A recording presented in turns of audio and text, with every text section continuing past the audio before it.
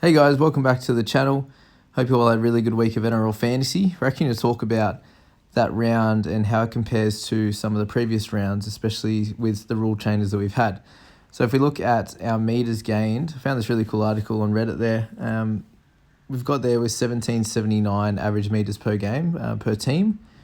Comparing that to round 2 and round 1, sitting at 1639 and 1579.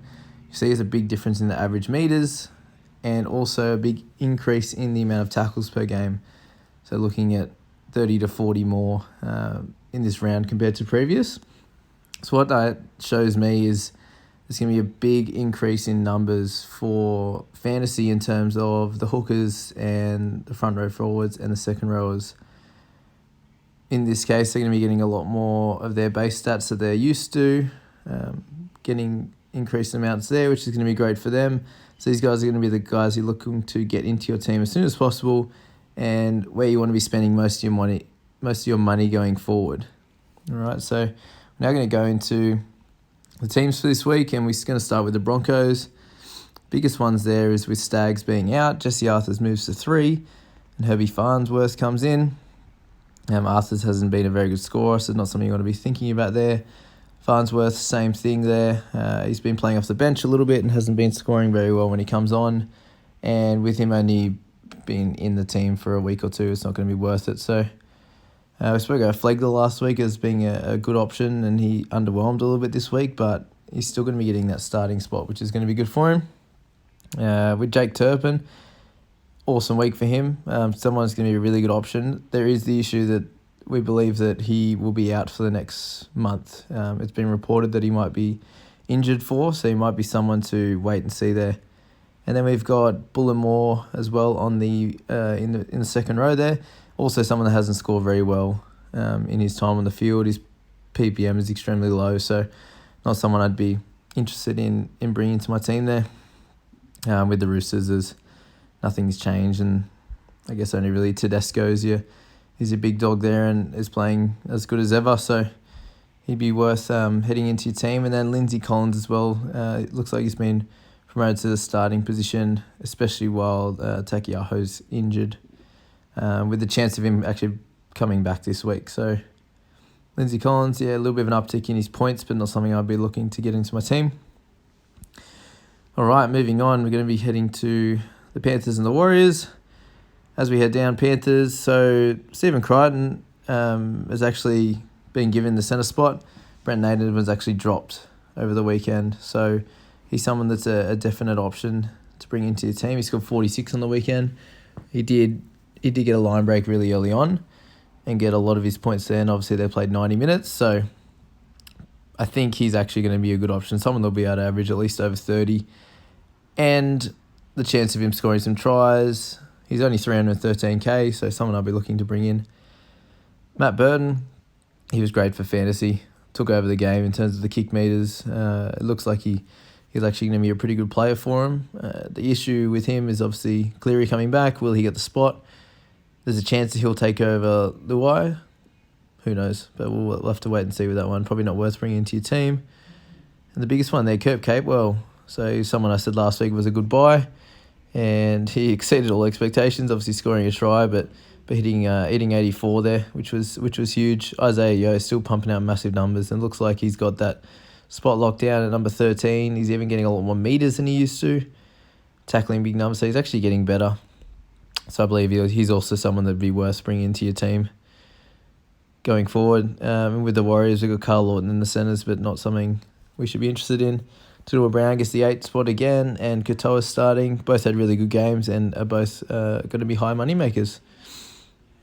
Moving on, so you got the Storms. No one to really speak about in the Storm outfit, and very much similar with the Rabbitohs, with Doug getting that one more week in the team there.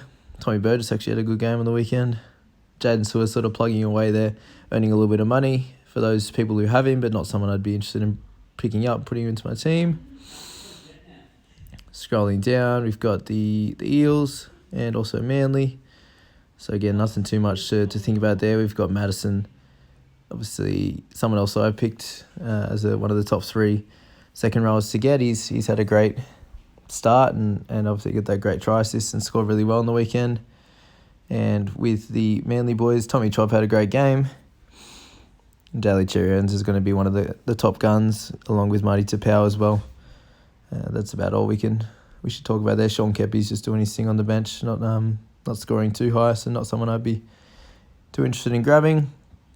With the Cowboys, the biggest news would be with Taumalolo being out. It would be just for this week. So for those of you who have him, I'd be keeping him. And Mitch Dunn looks like he'll be starting again with Gavin Cooper on the bench there. So the other thing to think about there was Reece Robson and how good he was. Obviously, we played the Titans there, and he was able to score a double, which was great. But I feel like he's someone who's going to be pushing for that number 9 jersey very soon, and be sitting in the 500K. So not a lot of money to be made with him. Biggest one with the Eels is we've got Toby Rudolph actually starting this week. So for those that have him, he may be worth playing this week. Being that he's starting, he should get a few extra minutes. That's about it with those guys there. Moving on to the Raiders and the Knights, we've got Pongob's back, which is awesome to see for those people that have him. And he should be getting straight back into scoring well. We've got Bradman Best, who made his debut for the year and scored really well. Scored a couple of tries and unfortunately butchered one at the end to help the Titans. Help the Knights there win the game. But overall, an amazing start for him. Kurt Mann still chugging away, making a lot of money. Obviously, had to take the majority of the kick meters and take control on the weekend, and he was able to score 70, which is great for him. So he's going to make a lot more money. Andrew McCulloch, he's starting. Looks like he'll be getting close to 80 minutes. And I personally think is a great buy. If he's going to be getting 80 minutes, he's got the pedigree of scoring 50 plus. And just be interesting to see with this type of the new rules there if he'll really benefit or not. Not someone that's a big data out of dummy half or anything, but I definitely think the amount of tackles he's going to get is someone to be averaging 50 plus. So someone to think about getting into your team there. He's at the same price point as Turpin, so if Turpin's out, McCulloch could be a great option for you. And Daniel Saifidi had a mammoth game on the weekend. Again, sitting in the 500k mark. Not someone I'd be interested in bringing in, but did really well. If you have him, keep him. Got Tex Hoy on the bench, so something to keep an eye on. He played really well. He may be pushing for maybe Kurt Mann's spot. There's talks he used to play a fair bit of 5'8", so if he keeps playing well, then he might be pushing for that spot. As we come down, we've got the Titans-Tigers. So biggest one for the Titans is Nathan Peets was dropped completely, and Aaron Clark is going to be playing in that position. Again, we don't know a lot about this young fella, but playing with the Titans, he should get a lot of tackles. That's what I'd be thinking there. And Fodawaker had an absolutely barnstorming match. Played incredible, and he's someone again in that mid range that could be really good.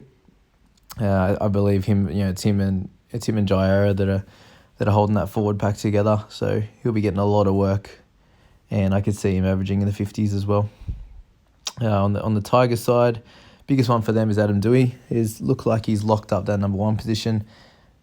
There's talk today that Corey Thompson is actually linked to the Titans. He's not happy that he's not getting any game time, and which is fair enough. I think he does well, especially on the NRL Fantasy side of things. But if he's linked to be moving up there, looks like Dewey's got that spot locked down, and you can see on the weekend he got 40 odd, which I think is what you should expect from him if he's playing 1. So definitely someone that you can look to get in to your team. Harry Grant was awesome. Did exactly what everyone hoped he would. And look at Alex Twile there. Did really well in the number 13 jersey and played big minutes. And I expect him to be averaging 55 to 60 over the season. All right. Yeah, Billy Walters still on the bench. So, again, you can expect that sort of 20 out of him.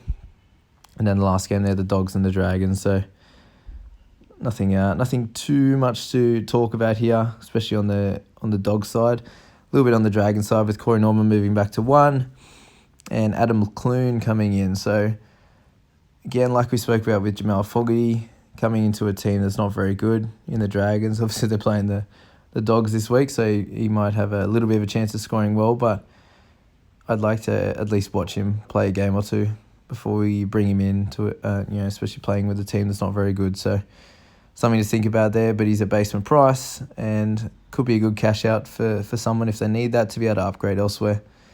And Josh Kerr has actually been promoted to the starting side. He's someone who actually has a really good PPM, sitting just under 1.